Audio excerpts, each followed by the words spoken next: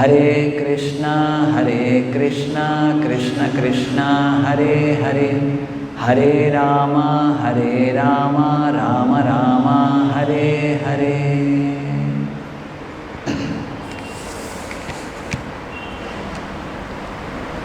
Continuing with the description by Lord Kapila regarding the living entity's distressful condition after his birth. After the living entity's birth in this material world, in a human body, he passes through childhood and then youthhood.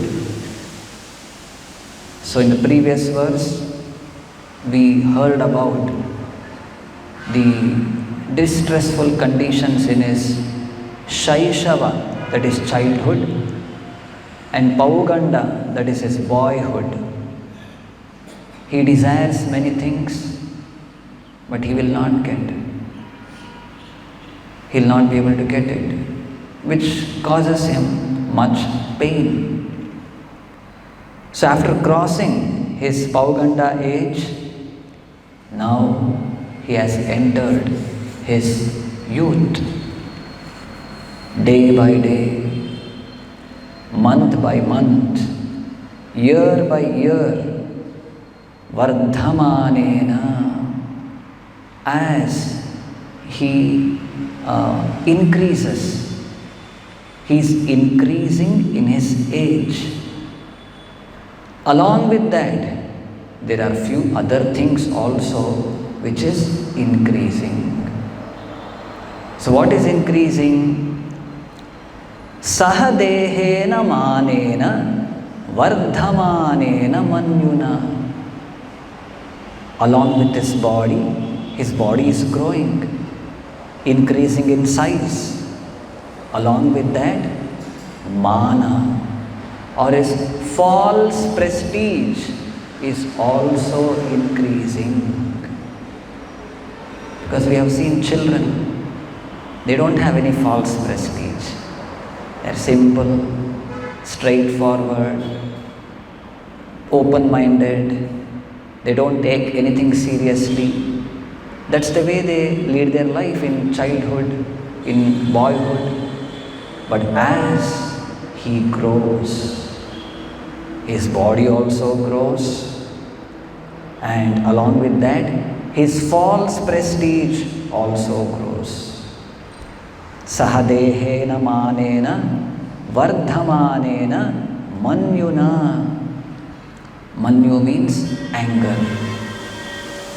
Karoti vigraham kami. Vigraham. One meaning of vigraha is deity. Here, vigraha means enmity. Kalaha, vigraha. There is some disturbing situations between two living entities. Karoti vigraham kami, kamishu antaya cha atmanaha.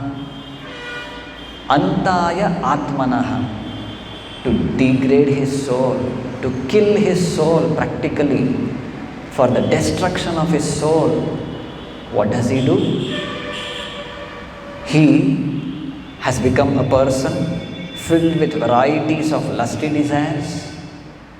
There are other people who are also with such similar desires, and with them he becomes angry, creates enmity, and as a result of all of this lust, greed, anger, envy, ultimately there is degradation of his soul. Again I repeat, as a result of his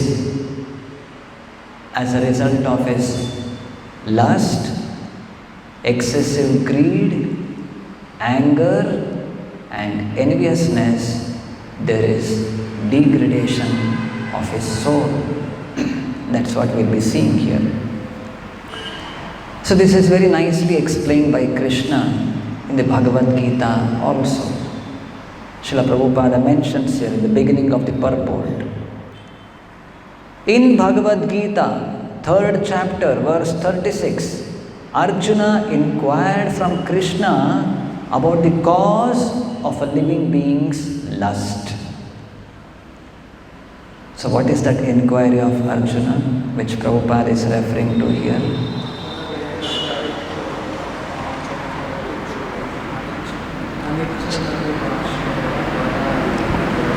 Yes, Arjuna asks Krishna, Atha kena prayunktoyam papam charati purushaha. A man, impelled by what? He commits sinful activities. What is impelling a person or pushing a person to commit sinful activities? Because he may be knowing it is sinful, I am not supposed to do it, I want to avoid it. Still, there is some force in this material world which pushes a person to commit sinful activities. So what is that force? Atakena prayuktoyam papam charati purushaha anichan api varshneya. Oh Varshneya, Varshneya means referring to Krishna, coming from Vrishni dynasty. Oh Varshneya, anichan api. Icha means desiring. I want to do this. I want to get this. Now this person, anichan, he doesn't want to do this. He knows it is sinful. He doesn't want to involve in those things. Still, there is some force in this material world which is pushing him to commit sinful activities. Anichan api varshneya balad iva niyojitaha.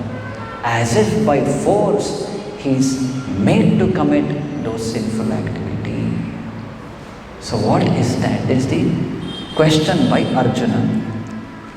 So what is the answer by Krishna?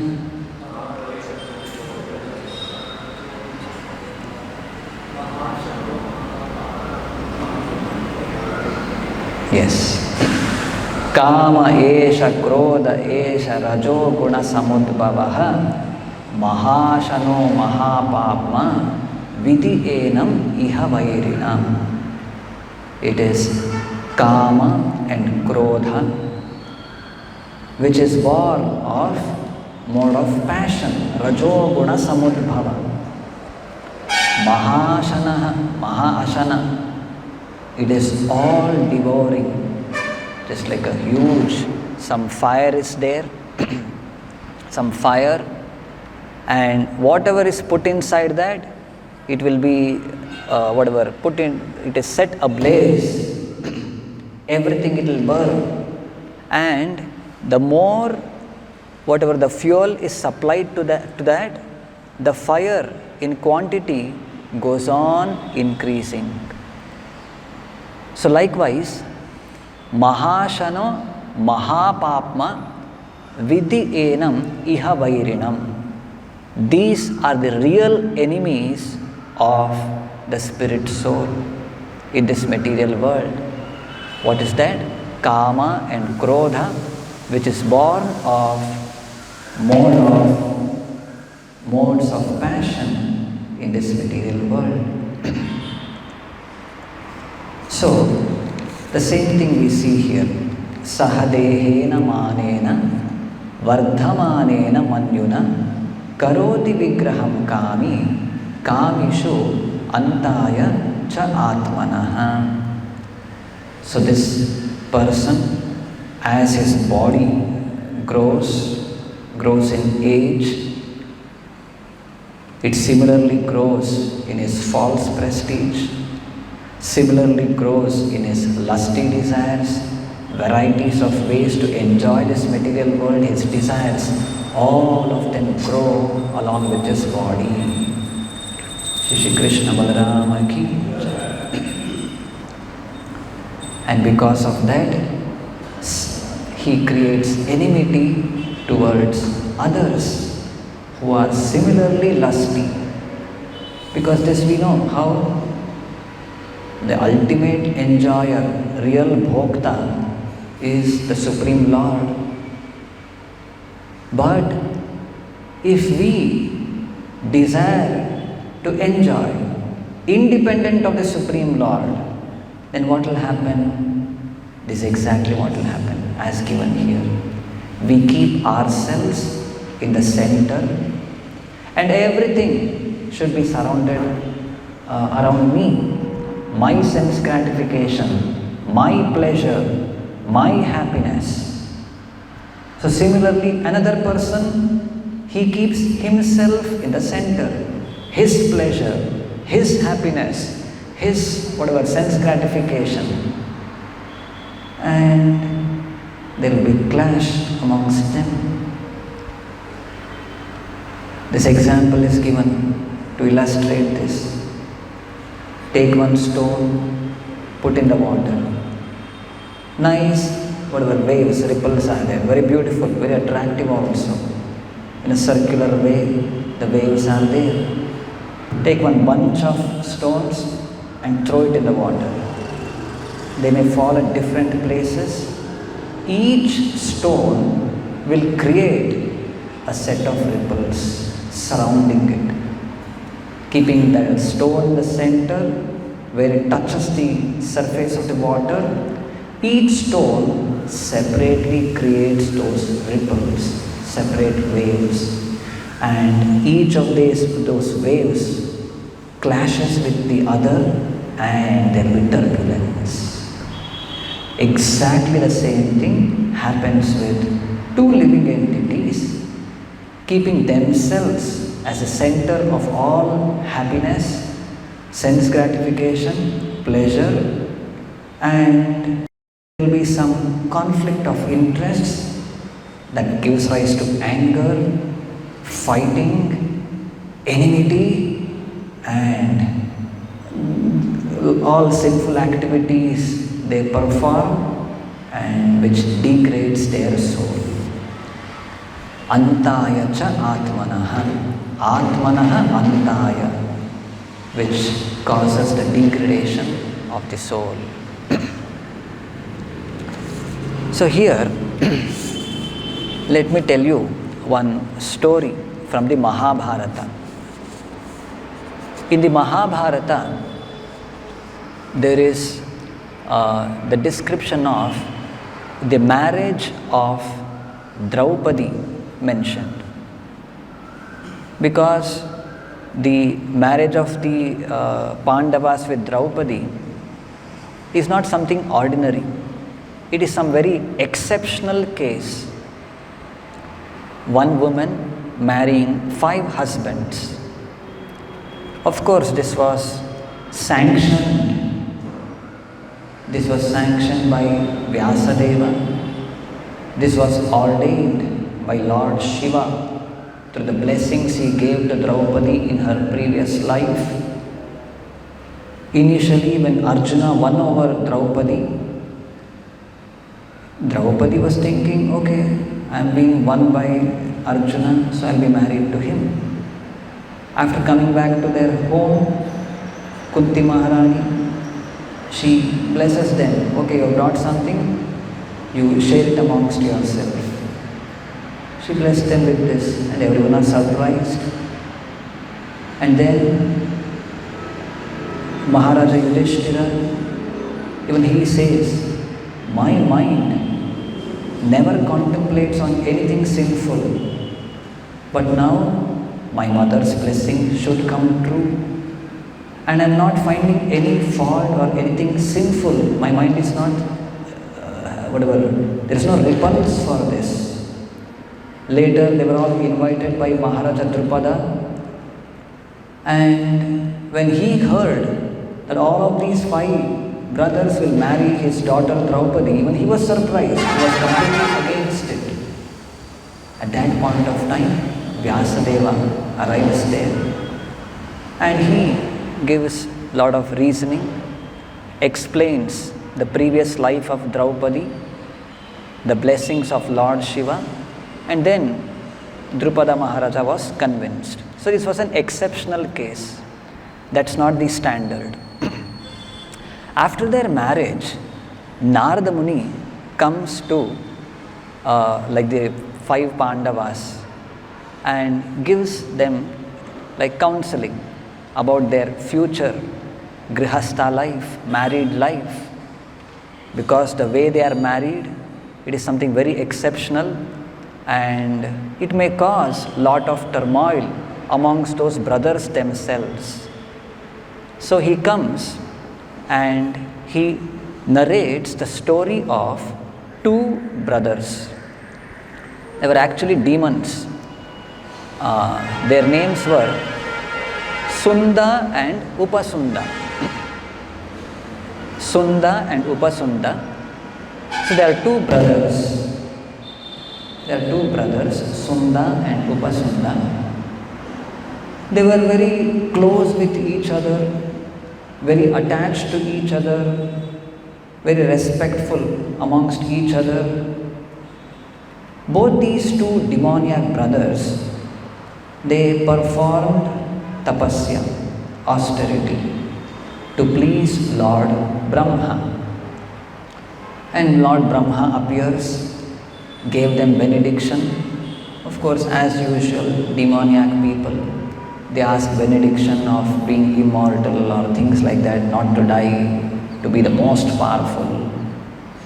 Okay, Brahma, after all conversation, finally it was settled that no personality in the material world can kill them. No force can put them to death, except for the brothers, 2 brothers, if they kill each other. If at all they fight amongst themselves and kill each other, only then they can die. Otherwise, nobody else can kill them. So this was the way. This was a benediction what they had got from Brahma. And after getting this benediction, they became very puffed up. Nobody can take over them. Nobody can defeat them. They started terrorizing the entire world. And then finally, the case again came back to Brahma, that this is what these 2 brothers are doing. So now Brahma wanted to settle this case the way these 2 brothers, they are terrorizing the whole world. So Brahma this time, he did not escalate the matter. He took it for himself. Because that matter could be settled very easily. What Lord Brahma did, he just created one very beautiful apsara named Tilottama. And this beautiful lady went towards these 2 brothers and enchanted them. Looking at her beauty, these 2 brothers, Sunda and Upasunda, they were enchanted by her external bodily beauty, and both of them desired to have her. And each brother, he addressed the other and started telling, she'll become my wife and your sister-in-law. The other, no, she should become my wife, your sister-in-law. So a fight arose amongst the 2 brothers to have that apsara. And the way it is described here, anger first beginning with lust. If lust is not satisfied, anger, and then creating enmity among similarly lusty people, fight, and both of them died. Matter is finished. So this is the way the entire chapter of that Sunda and Upasunda got over. So just see how this material world is kept running. Lusty people fight amongst themselves, uncontrolled lust, uncontrolled anger. When the lust is satisfied, it doesn't end there, they become greedy. They want more. They'll not be satisfied with whatever the satisfaction what they have. They want something more and more and more. They become greedy. Again, it leads to illusion. If the lust is not satisfied, anger arouses, manyu. And again, what is that? Sangat sanjayate kamaha, kamat krodho vijayate, krodhat bhavati sammoha, sammohat smriti vibhramaha, smriti bhramshat buddhinasho, buddhinashat pranashyati. Step by step, how? Because of lust, then anger, and then illusion, loss of memory, and finally there is loss of intelligence. They cannot discriminate between good, bad, what they are doing, what they should do, what they should not do, and finally they fall for whatever, they fall. There is degradation of the soul because of this. So understanding all of these things, we should be clear, at least as devotees of the Supreme Lord. Isha vasyam idam sarvam yatkincha jagatyam jagat tena tyaktena bunjita magridah kasya svidhanam. Each and every living entity in this material world is allocated his own share, what is due for him. For me, some facility, some share of what requirements, things are given. Likewise, similarly for another person, his own requirements. For other living entities, animals, dogs, cats, even ants, their food, shelter, everything, some arrangement is done by the Supreme Lord. If we encroach upon another's share, then that will be the beginning of the degradation of the soul. So it should be very clear. So as devotees, we should be aware of the importance of the principles of simple living, simplicity, detachment, all of these. If these qualities we don't try to develop within us, then definitely today or later there will be degradation of the soul. So what is this degradation of soul we are referring to? Ultimately forgetfulness of Krishna, completely engrossed in all kinds of sense gratificatory activities involving all sinful activities, and because of committing sinful activities there will be sufficient sufferings in this world as well as in the next. All those descriptions earlier we have heard in the same Kapila Muni's description of hellish planets. So we become eligible for all such punishments. So an intelligent living entity becomes aware of all of these facts, and he keeps himself away from the factors leading to degradation of his soul, which is lust, anger, greed, enviousness, all of these. I'll read few quotes by Srila Prabhupada which were given at different occasions regarding how a devotee needs to deal with this lust, anger, all of these. In one correspondence in London, Srila Prabhupada says, the more you increase your Krishna consciousness, the more these things such as lust, anger and greed will automatically decrease. You can surrender by doing your best to preach this Krishna consciousness. So here in this verse we are seeing Sahadehena manena vardhamanena manyuna. Vardhamana, it is increasing. Just like the body is increasing, age is increasing, false prestige is increasing. So we cannot avoid this. So what should be done? We should also increase. What should we increase? Increase your Krishna consciousness. This is what Prabhupada is telling. The more you increase your Krishna consciousness, the more these things such as lust, anger and greed will automatically decrease. So this is the focus of a devotee. Separately also, whenever these objects of sense gratification comes, voluntarily we need to push it aside, give it up. That struggle is also there.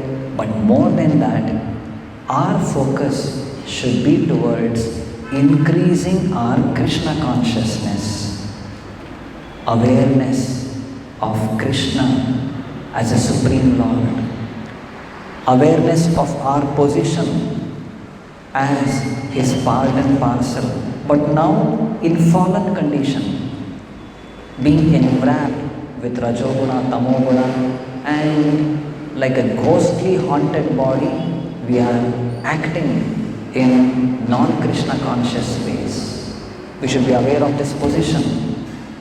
And what's the medicine for that? Given by our spiritual master, the spiritual doctor, the sadhana processes of chanting, hearing, reading, rendering services, all of these things will cure this disease of the heart. So these are all like different awareness we should have with the development of our Krishna consciousness. Somehow or the other, more and more attached to Krishna, more and more connection to Krishna. So this is what will decrease proportionately lust, anger, greed and its concomitant factors. Then, in another letter, Srila Prabhupada writes, if you are always remembering Krishna by your activities and seeing Krishna everywhere, even in the heart of the demoniac persons, then anger will never overcome you, being purified of all false pride. See, this is one solution Srila Prabhupada is giving, how to overcome anger. So what should we do? Always remember Krishna by your activities and by seeing Krishna everywhere, even in the heart of demoniac persons. When will we become angry at others? When we find that my sense gratification is hampered by the other person. I have desired something and the other person, he is putting an obstacle for that. His presence or his instructions, his words or through actions, he is stopping my sense gratification or something which is due for me. I become angry against him. So what can be done? We should understand how he is also acting impulsively, helplessly, being influenced by Rajoguna and Tamoguna. So he is also a spirit soul, part and parcel of the Supreme Lord. Krishna is seated even in his heart and Krishna has sanctioned it. That's why he is acting like this. There is something for me to learn. Krishna wants to teach some lesson for me through this person, through this devotee. So if this understanding is there, then there is no reason to become angry specifically at another person. It is all because of our own past deeds. We are bearing the fruits we are receiving it today. What maximum we can do as a matter of duty, what needs to be done as per the directions of our spiritual master, that needs to be done, but without any malice towards others. Because others are also acting helplessly, being influenced by the modes of passion and ignorance. Krishna is there in their heart also and he has sanctioned it. If Krishna had not sanctioned it, this person wouldn't have acted in certain, whatever, this specific way. So this should be the understanding. Then, another two more quotes I'll read and we'll finish with this. Anger can be controlled. We cannot stop anger altogether. But if we simply become angry with those who blaspheme the Lord or the devotees of the Lord, we control our anger in Krishna consciousness. So here in the purport also Srila Prabhupada writes of Narottam Das Thakur, he says, Kama Krishna Karmarpane, our lusty desires should be focused towards Krishna Karmarpane. In another lecture, Srila Prabhupada says how people in the outside world, they want to build nice buildings, big skyscraper buildings for themselves. So even we cannot live without desiring. We should also desire to build nice temple for Krishna. Outside people, they want to see nice things around. So we cannot close our eyes, shut our eyes and don't see anything. No. We should also see nice, beautiful form of Krishna. Even if we close our eyes, we should meditate on that beautiful form of Krishna. So this is how Kama Krishna Karmarpane.